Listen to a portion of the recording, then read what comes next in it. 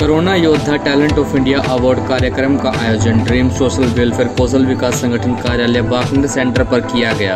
अवसर था आजादी अमृत महोत्सव के शुभ अवसर पर देश ही नहीं दुनिया में प्लास्टिक के कारण पर्यावरण को हो रही हानि और जनजीवन का बिगड़ता स्वास्थ्य पर विचार कराने के लिए ड्रीम सोशल वेलफेयर कौशल विकास संगठन सेंटर पर सिलाई, कंप्यूटर प्रशिक्षण और शिक्षा ग्रहण करने आने वाली बेटियों के द्वारा ड्रीम सोशल वेलफेयर कौशल विकास संगठन का नारा प्लास्टिक हटाओ, पर्यावरण बचाओ, देश सजाओ और बेटी बचाओ बेटी पढ़ाओ कुल का मान बढ़ाओ नुक्कड़ नाटक के माध्यम से सभी को जागरूक किया। इस अवसर पर कोरोना काल में हर पल हर घड़ी बिना रुके थके निरंतर जन सेवा के साथ साथ युवाओं में हिट इंडिया फिट इंडिया का वही जोश बरकरार रखने के लिए कार्य करने वाले महान मूर्तियों को कोरोना योद्धा टैलेंट ऑफ इंडिया सम्मान 2021 से सम्मानित किया गया। नमस्कार दोस्तों, मैं टैलेंट ऑफ इंडिया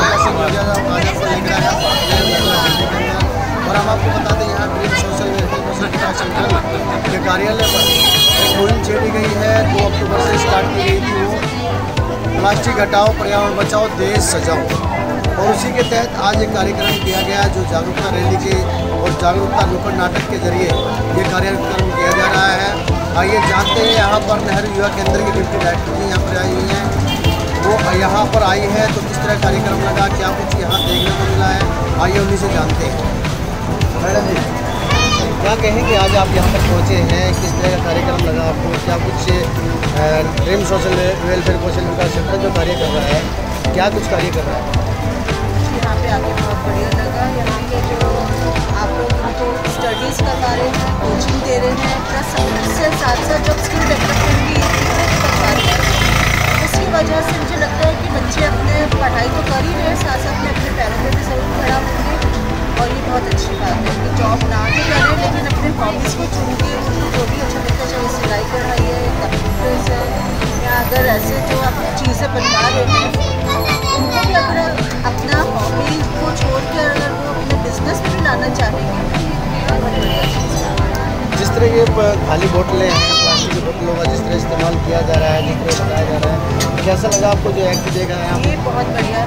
हमें अपने प्लास्टिक को रिसाइकिल करना चाहिए। मैं खुद अपने घर पे करती हूँ, कभी आप मेरे घर आएंगे तो देखिएगा कांच की बॉटल्स हो या प्लास्टिक के या गत्ते हो, उनको मैं खुद सजा के अपने उनको ऑर्गेनाइजर्स बनाती हूँ या ब्लैकबोर्ड बना देती हूँ। कुछ इस तरीके का अपने यूज़ करने की कोशिश करती हूँ, कम से कम यूज़ करें और अगर जो रीयूज़ हो सकता है उसको ज़रूर करिए। तो जिस तरह से पॉलीथीन के जो बैग इस्तेमाल किए जाते हैं और यहाँ ये संस्था जो है कपड़े के थैले यूज कर रही है, बता रही है, छील के दे रही है, उसके साथ साथ पुराने कपड़ों को भी इस्तेमाल करने की जो बात कर रही है, क्या कहेंगे इस मुहिम पर? ये सबसे अच्छी मुहिम है। मैं तो खुद चाहती हूँ कि ये मुहिम हर जगह पे चले।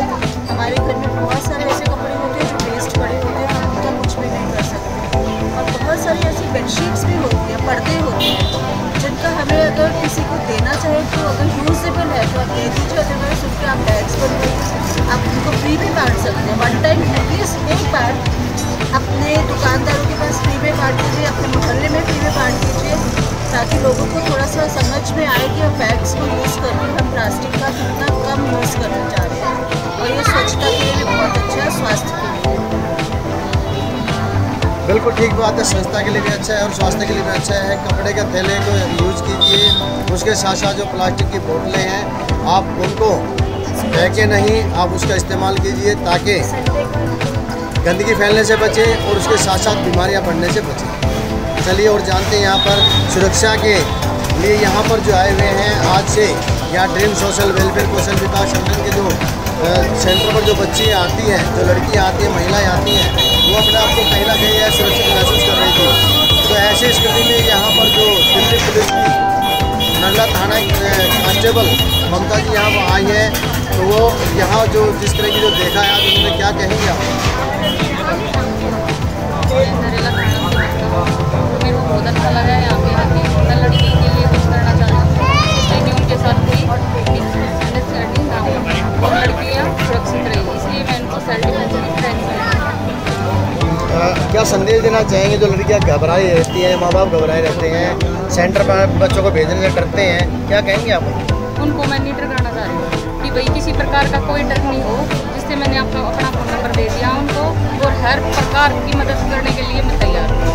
जिस तरह से मैडम जी आए हैं यहाँ पर बच्चों को हौसला बढ़ाया है, आपकी संस्था के साथ मिलकर काम करने की जो मुहिम चलाई है, ये बहुत ही अच्छी मुहिम है हमारी संस्था की तरफ से, और जो मैडम जी ने जो अपना सहयोग दिया है, जो खेल मंत्रालय भारत सरकार ने नेहरू केंद्र से डिप्टी डायरेक्टर हैं, उन्होंने अपना कीमती समय निकाला है और इसे हमारी छोटी सी मुहिम के लिए एक छोटा सा चिराग ही मतलब रोशन कर देता है पूरे समाज को। तो हम इनसे बहुत ही आभारी हैं और अच्छा प्रयास है हमारी संस्था का भी और उनका भी जो सहयोग दिया है इनके हम बहुत आभारी हैं। और हमारे बीच में जो सुरक्षा का जो अभाव हमें दिखाई दे रहा था पहले, अब वो अभाव नहीं रहा। अब हमें गर्व हुआ कि हमारे बीच में ममता जैसी एक जवान कांस्टेबल हमारे साथ में नैला थाने से हैं, जो हमेशा तत्पर रहती हैं। जैसे हमें उनके बारे में जानकारी मिली है और उन्होंने भी हमें पूरा सहयोग देने का जो आश्वासन दिया है, हम उनका भी इसके लिए बधाई देते हैं और उनका भी वेलकम करते हैं कि उन्होंने हमें इतना सहयोग देने का आश्वासन दिया है। और हमारे साथ में भाई सतपाल जी भी हैं, जो अपने टैलेंट के से पूरे प्रदेश में, हरियाणा प्रदेश में जैसे जानकारी मुझे दी गई है, बहुत ही मतलब ख्याति प्राप्त की गई है, सम्मानित व्यक्ति हैं ये। तो यहाँ संस्था में उनका भी वेलकम है और हमारे साथ जुड़ने का जो इन्होंने अपनी इच्छा जताई है उसके लिए भी हम इनके आभारी हैं और इनका वेलकम करते हैं, इनका बहुत बहुत धन्यवाद करते हैं। आप यहाँ पर आए हैं, आप हरियाणा से आए हैं, तो क्या कहेंगे आज आपको जिले के अंदर जो आप बता रहे हैं कि आपके परिवार के लोग अभी यहाँ पर प्रशिक्षण लेंगे? मुझे बहुत ही अच्छा लगा जो बच्चियों को यहाँ पर सिलाई सिखाई जा रही है और शिक्षा भी साथ में दी जा रही है। और हम अपनी तरफ से भी इस संस्था का पूरा सहयोग करेंगे। जो हमारी madam Nirmala ji talent of India की तरफ से सम्मानित भी हैं, और ये जो नेहा धानी देहाती हुनर हाट ट्रेनिंग सेंटर चलाती है सफियाबाद गांव में, जो लड़कियों को फ्री ट्रेनिंग देती है, अपने ही सामान पे ये जो है बच्चों को ट्रेनिंग देती हैं कि कोई बच्ची छूटे नहीं। क्यों? अगर सामान खरीदेंगी, कोई खरीदेगी कोई नहीं खरीदेगी, लेकिन ये कोई भी बच्ची रह ना जाए, इसलिए अपने सामान से ही ये प्रशिक्षण देंगी बच्चियों को और बच्चों को आगे बढ़ने में इसको मौका मिलेगा। जय हिंद जय भारत। बहुत बढ़िया, इसी से जो है बच्चों को आगे बढ़ने का मौका मिलेगा। और इसके साथ साथ हम दर्शकों को एक चीज़ और बता दें, अब दीपावली आने वाली है, दीपावली बहुत ही नज़दीक है। ऐसे में आप घर में जो बोतलें हैं आप उन्हें फेंके नहीं, आप उसको सजाने के काम में लीजिए। अच्छे से आप पेंटिंग कर कर आप उसको घर में सजा सकते हैं। आप बाज़ार से सामान खरीद कर घर सजाएंगे, इससे अच्छा ये है कि आप जो घर में आपकी जो प्लास्टिक की बोतलें हैं आप उसी को रंग बिरंगा कर उन्हीं में अलग अलग डिज़ाइन बनाकर आप अपने घर को अच्छी तरह सजा सकते हैं। इसके साथ साथ दीपावली पर बम पटाखों का बहुत ज़्यादा शौक होता है, तो इसमें कोशिश कीजिए खतरनाक बम इस्तेमाल मत कीजिए, हल्का फुल्का पटाखा जरूर चलाइए, इसके लिए हम मना नहीं करेंगे बिल्कुल भी, लेकिन खतरनाक कोई भी बम या पटाखा आप इस्तेमाल मत कीजिए जिससे स्वयं आपको हानि हो जाए।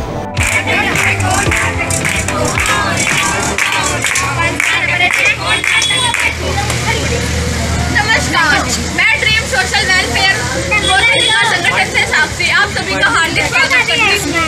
जैसा कि नमस्कार, मैं ड्रीम सोशल वेलफेयर कौशल विकास संगठन से साक्षी आप सभी का स्वागत करती हूँ। जैसा कि आप सभी को पता है, हम सभी यहाँ क्यों इकट्ठा हुए हैं।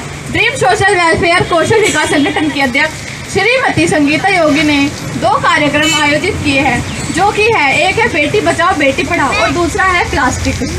हमारे देश में बेटियों को माँ देवी, माँ सीता, माँ सरस्वती और अनुसुईया के रूप में पूजा जाता है।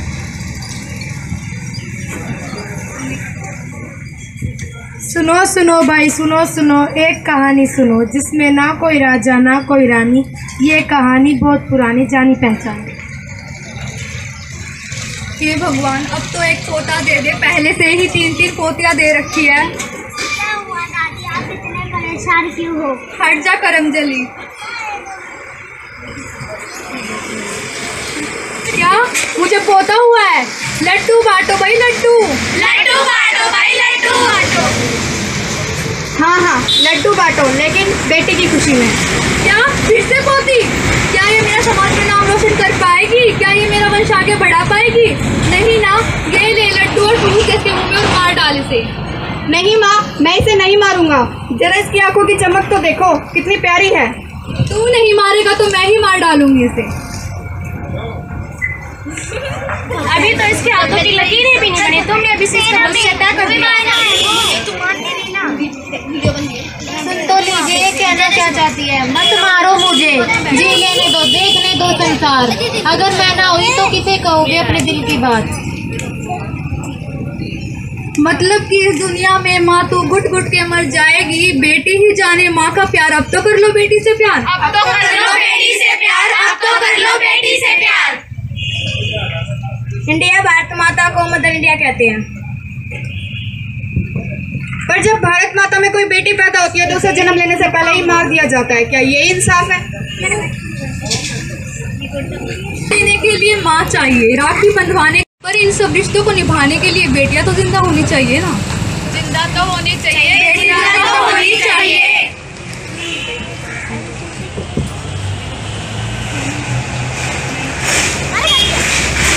ऐसा कोई काम नहीं जो बेटियां ना कर पाई है। बेटियां तो आसमान से सितारे तोड़ लाई है।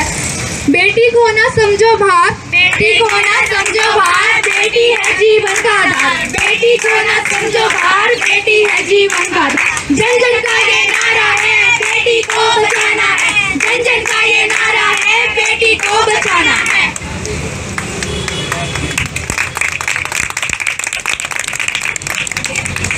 यहाँ पर उपस्थित सभी को मेरा नमस्कार। मैं ड्रीम सोशल वेलफेयर कौशल विकास संगठन एनजीओ से विशाखा आप सभी का हार्दिक स्वागत करती हूँ। जैसा कि हम सब जानते हैं, हम सब यहाँ क्यों इकट्ठा हुए हैं। ड्रीम सोशल वेलफेयर कौशल विकास संगठन की अध्यक्ष श्रीमती संगीता योगी ने भारत की उनका शीर्षक तो योगी सर ने पहले ही बता दिया है। प्लास्टिक हटाओ, पर्यावरण बचाओ, देश सजाओ और बेटी बचाओ बेटी पढ़ाओ। तो जैसे कि हम भारतवासी हैं, भारत में तो हमें पता ही होगा भारत का इतिहास क्या रहा है। भारत के इतिहास में महिलाओं ने भारत को आज़ाद कराने में अपनी महत्वपूर्ण भूमिका निभाई है। यही नहीं बल्कि भारत की महिलाएं तो भारत का नव निर्माण का कारण बनी है। तो क्या आज हम अपने इस भारत देश में नव निर्माण करना नहीं चाह रहे? तो क्यों बेटियों को जिंदा मार दिया जाता है, गर्भ में ही मार दिया जाता है? क्यों हो रहा है ये सब? बेटियां कोई कमज़ोर नहीं है। बेटियों की अगर कमज़ोर समझने वाले बेटियों को पहले हमारे भारत का इतिहास देखें। भारतवासी होने के नाते हमें भारत का इतिहास मालूम होना चाहिए। देवी सीता, जिनके लिए श्री राम ने रावण का वध किया था, और देवी द्रौपदी, जिनके सम्मान को कौरवों ने तार तार करने में कोई कसर नहीं छोड़ी, परंतु उन्होंने अपनी कमज़ोरी को अपनी ताकत बनाया और भारत के नव निर्माण में अपना योगदान दिया। तो मैं आप सभी से यही आशा करना चाहूँगी कि आप भी हमारा सहयोग दीजिए। बेटियों को समाज, घर, देश पर बोझ मत बनाइए, उनकी शक्ति बनाइए। बेटियों को चांद की तरह मत बनाएं कि सब उन्हें घूर घूर कर देखें। बेटियों को सूरज की तरह बनाएं, घूरने से पहले नज़र झुक जाए।